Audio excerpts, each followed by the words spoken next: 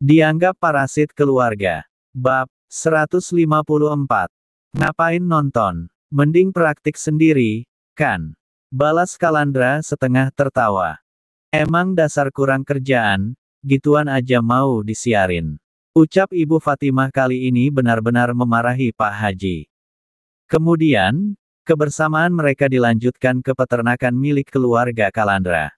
Semuanya sungguh terhibur, berasa menjalani wisata alam yang sesungguhnya layaknya ketika awal Sofia diajak di sana oleh Kalandra. Pak Haji sampai iri, dan berdalih terinspirasi untuk menjalani usaha yang sama. Jadi, ini memang stok ayam, bebek, ikan, entok, yang buat rumah makan. Kalau masalah beras, itu sawah sekitarnya sudah dibeli per tahun kemarin.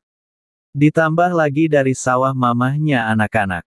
Alhamdulillah pokoknya. Cerita Kalandra yang kemudian menegaskan, di balik kehidupan seseorang selalu memiliki kisah sekaligus perjuangan yang berbeda. Termasuk juga mengenai kesuksesannya yang tak jarang membuat mereka harus berjuang hingga titik darah penghabisan. Jihan tidak tahu, kenapa dari semuanya, Dr. Andri memilih bertahan di warungnya.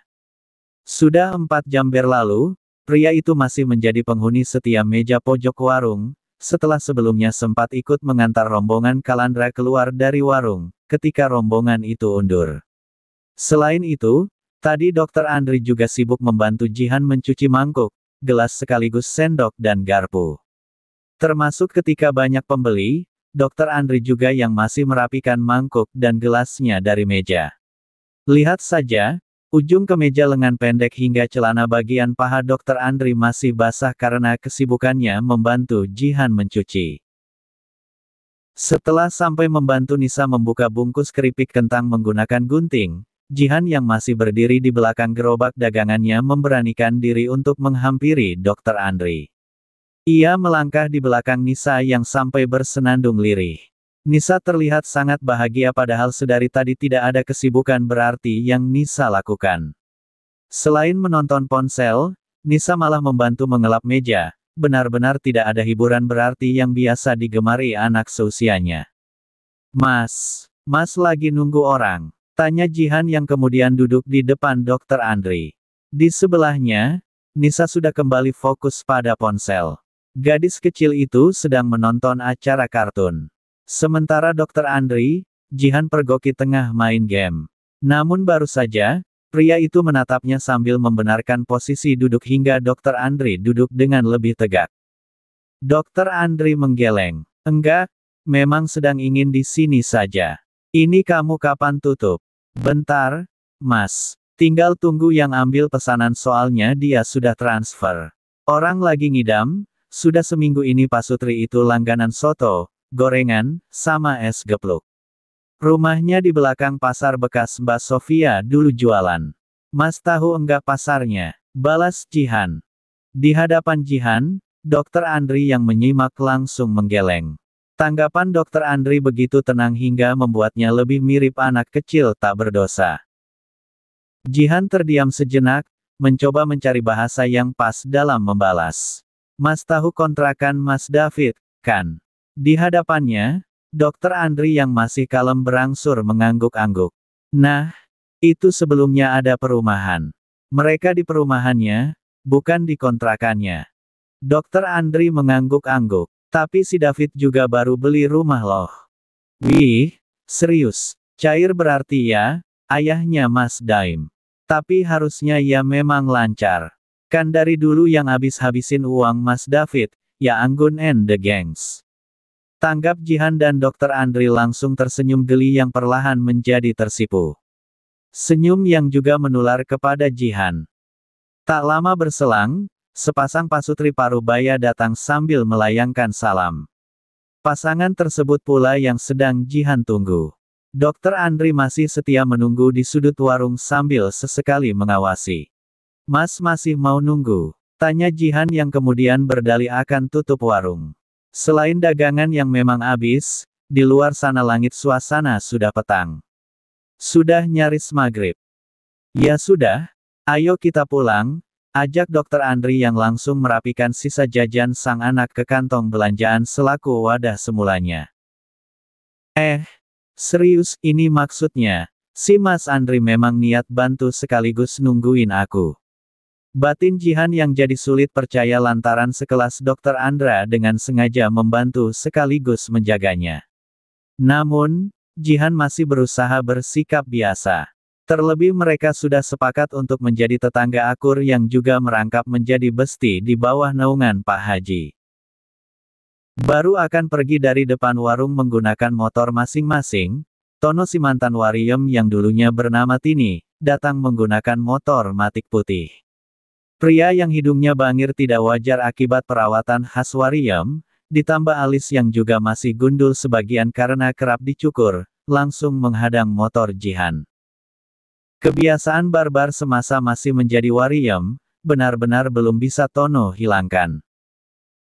Om itu Pah, yang galak dan suka gangguin ibu Jihan, bisik Nisa yang kebetulan berdiri di depan Dokter Andri karena Dokter Andri juga menggunakan motor matic. Sedikit banyaknya tentang Jihan termasuk itu mengenai Tono, Nisa memang tahu karena bocah itu juga beberapa kali ikut dagang ke Jihan andai Dokter Andri sedang dinas ke puskesmas dan keberadaannya dekat rumah makan Sofia. Ada apa, sih? Kamu enggak malu dilihatin orang?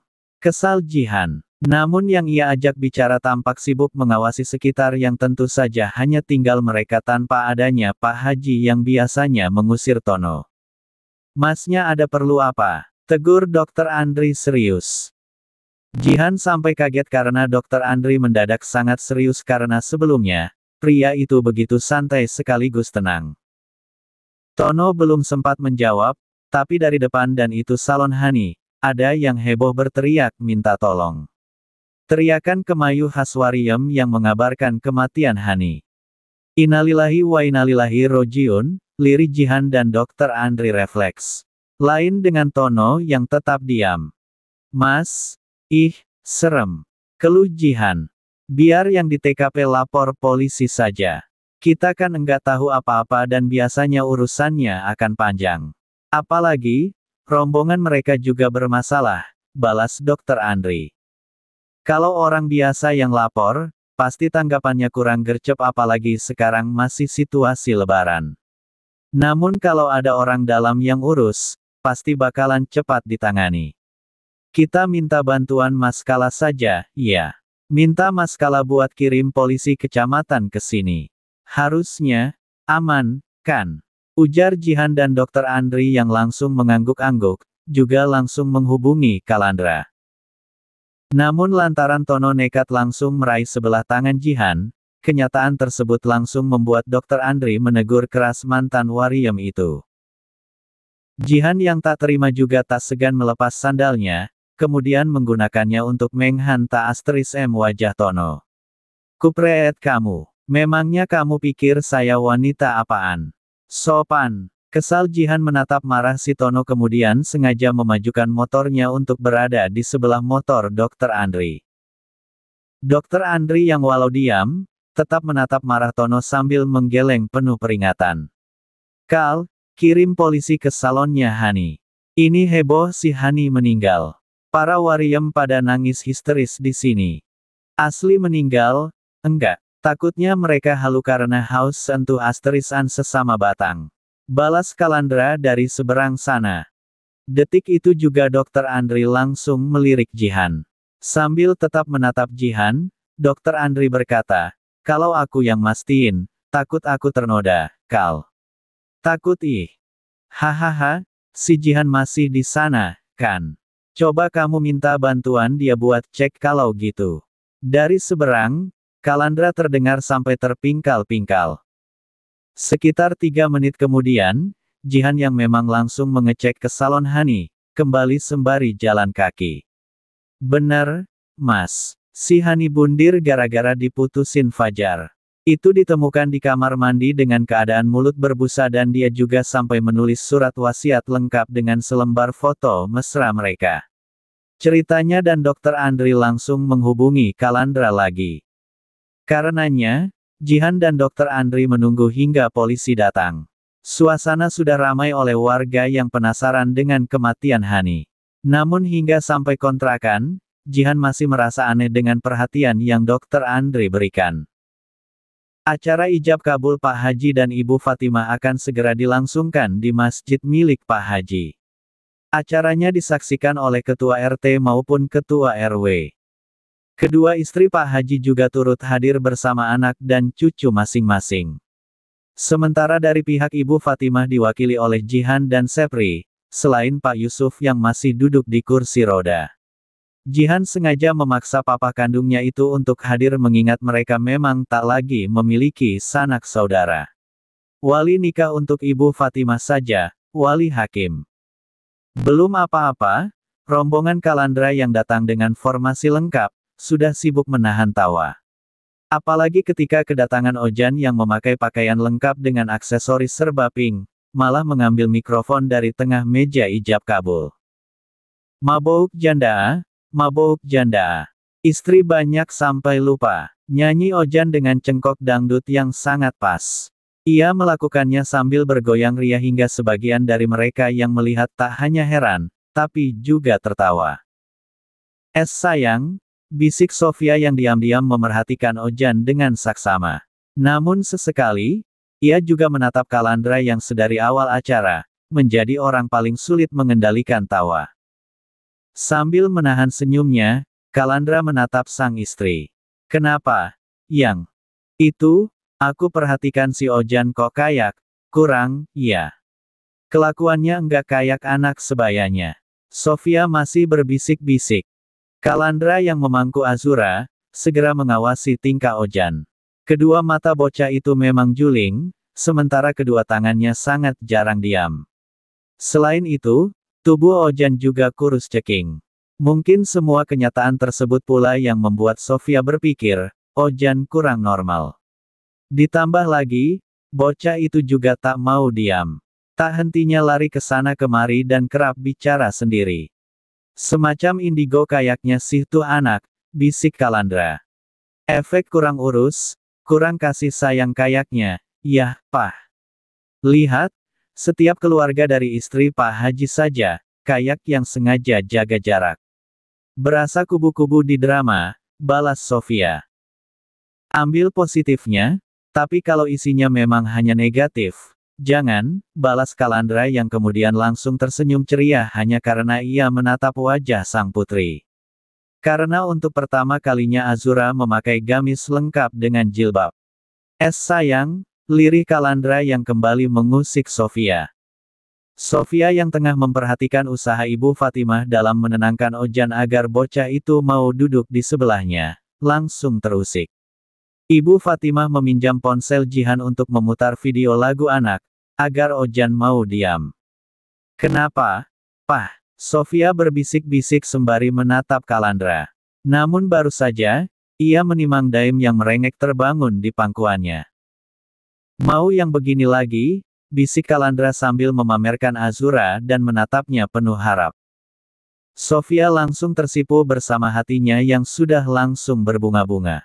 Tep kayaknya, walau hamil lagi, keluarnya cowok, Pak.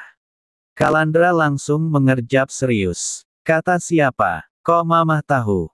Lihat lipatan di paha Mas Azam sama Mbak Azura. Cuma ada satu. Kata orang tua, kalau satu artinya adiknya laki-laki. Tapi kalau ada dua, katanya perempuan, balas Sofia sambil menahan senyumnya. Kalandra langsung cemberut memasang wajah manja. Yah, pengin perempuan lagi padahal. Soalnya lihat yang begini lucu banget. Gemes banget. Makanya, status papa penuh foto Mbak Azura, iya. Balas Sofia dan langsung membuat sang suami tersenyum tak berdosa. Di sebelahnya, ia mendapati Mas Daim yang tidur di pangkuan Pasana dan Ibu Kalsum. Ibu Kalsum yang menyikutnya pelan, mengabarkan bahwa Mas Daim ketiduran. Kalaupun enggak punya anak perempuan lagi, nantinya kan kita punya menantu perempuan. Contoh orang tua Mas, yang enggak membeda-bedakan mau menantu atau anak, balas Sofia mencoba memberi sang suami pengertian. Papa merasa tersindir karena papa terlalu fokus ke Mbak Azura, ucap Kalandra menyesal. Nah itu, memang belum ada orang tua yang lebih baik dari orang tua papa. Karena aku pun belum bisa seadil mereka. Lihat Mas Daim. Sampai sekarang Mas Daim masih dibawa dinas ke sana kemari. Sampai dibawa ke kampanye. Gara-gara itu juga, Mas Daim sampai dikira adiknya Pak Kalandra. Balas Sofia semeringah dan memang sengaja menyindir. Di sebelahnya, Kalandra langsung mengangguk-angguk paham, menyesali kenyataannya yang belum bisa menjadi papa sekaligus orang tua baik.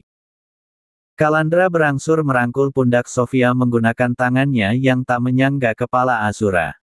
Azura masih anteng tidur, walau suasana di sana sudah tidak bersahabat. Terlebih Ojan saja masih membuat Ibu Fatimah sibuk menenangkan. Beruntung, segelap apapun masa lalu Ibu Fatimah, wanita itu terlihat paling waras sekaligus sabar menghadapi Ojan. Daripada kedua istri Pak Haji dan juga keluarganya yang terlihat jelas tidak bersimpati. 15 menit kemudian, setelah suasana menjadi lebih kondusif dan Ojan juga sampai tidur di pangkuan Ibu Fatimah, Pak Haji siap melangsungkan janji sucinya dengan Ibu Fatimah. Si Ojan hoki banget, belum apa-apa sudah bisa bobo di pangkuan Umi Fatimah, keluh Pak Haji yang kemudian melepas kacamata Ojan. Dalam hatinya ia berujar, keputusannya memilih Ibu Fatimah memang tepat. Ternyata alasan Allah enggak izinin saya dapat janda incaran yang lain karena memang hanya Umi Fatimah yang paling pas buat saya maupun Ojan. Batin Pak Haji. Dadanya menjadi berdebar-debar, selain di dalam sana yang seolah mendadak dihiasi taman penuh bunga warna-warni yang begitu indah. Kemudian, yang Pak Haji rasakan adalah deg-degan. Walau bukan ijab kabul pertama, rasanya tetap beda. Sensasi gugup sekaligus tegang, sampai membuat Pak Haji panas dingin. Keringat dingin mengalir dan perlahan membuat pria itu kebelet pipis. Jangan sampai salah, Mbah. Kalau salah, wajib bayar denda 7 ekor sapi. Ucap David yang memang turut hadir di sana bersama sang ibu. Pak Haji langsung tertawa tak berdosa apalagi ketika David sampai bilang, andai Pak Haji salah dalam ijab kabulnya, Pak Haji wajib menikahi Ibu Sumini.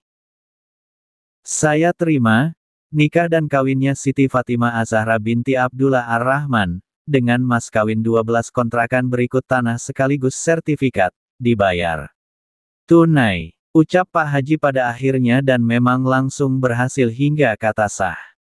Dari saksi di sana, langsung Pak Haji dapatkan. Anehnya, Pak Haji langsung kalem dan tak sampai melakukan hal-hal aneh untuk merayakan kesuksesannya yang akhirnya sah memperistri Ibu Fatimah. Namun setelah diselidiki, ternyata tangan kiri Ibu Fatimah sudah mencubit keras perut Pak Haji.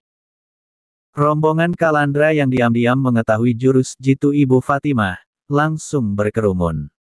Mereka kompak menahan tawa, yakin jika Ibu Fatimah memang pawangnya Pak Haji. Sudah tua, jangan pecicilan terus. Kasih contoh yang baik. Lihat, anak sama cucu saja sudah banyak. Omel Ibu Fatimah. Pak Haji hanya mengangguk-angguk pasrah dan tak bisa berhenti meringis lantaran lipatan di perutnya masih ditahan oleh Ibu Fatimah dalam cubitan keji. Memang pawangnya Pak Haji, ucap Dr. Andri sambil menahan senyumnya. Ya jadi enggak bikin gemes lagi. Timpal Sekretaris Lim hingga kebersamaan mereka kembali diwarnai tawa walau lagi-lagi, mereka harus menahannya. Abis ijab kabul, tinggal tarik amplop sama kado.